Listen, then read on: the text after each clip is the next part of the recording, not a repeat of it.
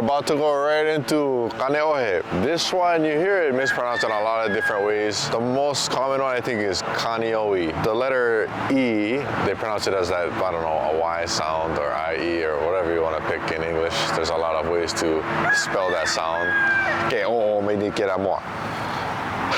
very good. Kulikuli. I guess we'll try to break it down, yeah? The A sound, ka, ne, which is the E sounds, kane. So it's not Connie, like the name Connie, but kane.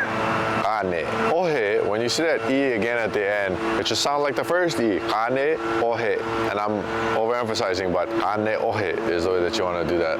The other tricky part that a lot of people struggle with is the O. So you don't want to say Kaneohe, but ohe, like that. Hopefully that's helpful. Welcome to Kaneohe.